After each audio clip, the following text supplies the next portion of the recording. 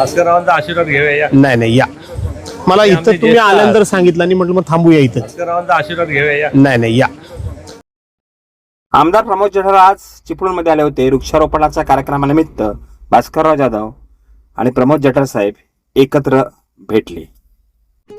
मला आशीर्वाद घ्यायचा आहे असंही प्रमोद जठार साहेब म्हणाले. भास्कर जाधवांचं काम चांगलं आहे याचं कौतुक देखील त्यांनी केलं.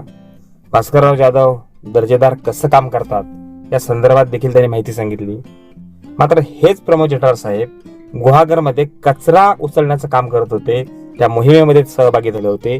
त्यावेळेला ते म्हणाले होते की इथं असणारा किनारपट्टीवरचा कचरा भास्करराव जाधवांनी केलाय. खरंच भास्करराव जाधवने कचरा केला आहे का? भास्करराव जाधव एवढा मोठा नेतृत्व आणि नेता आहे आणि म्हणूनच आज चिपळूणमध्ये आल्यानंतर भास्करराव जाधव यांचा आशीर्वाद प्रमोद जठार यांना घ्यावा लागतो. आता प्रश्न आहे की एवढी मोठी स्तुती कशासाठी? भास्करराव जाधवांची एवढी भरभरून स्तुती, मेरे सूर मेरा तुम्हारा इथपर्यंत वाक्य बोलून घुमजाव राजकारणामध्ये करून द्यायचं असं प्रमोद जठार साहेब का बरं बोलले असावेत?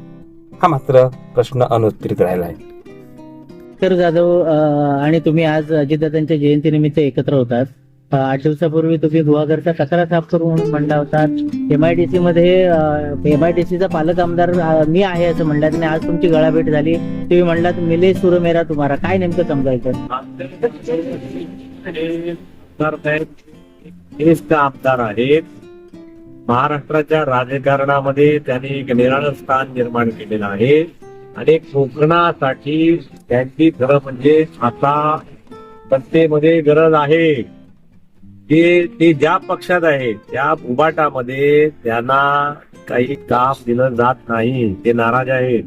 त्यांचा ज्या प्रमाणात उपयोग करून घ्यायला पाहिजे उबाटाने ते उबाटा त्यांना करत नाहीत. आता विरोधी पक्ष नेता सुद्धा करत नाहीत. त्यासाठी सुद्धा नाव देत नाही. भास्कर जाधवांचं आता वय होत आलेलं आहे. त्यांनी योग्य विचार करावा. भारतीय जनता पक्षामध्ये त्यांचं स्वागत आहे. कोकणाला भास्करराव तुमची गरज आहे. तुमच्यासारखा नेता आम्हाला हवा आहे.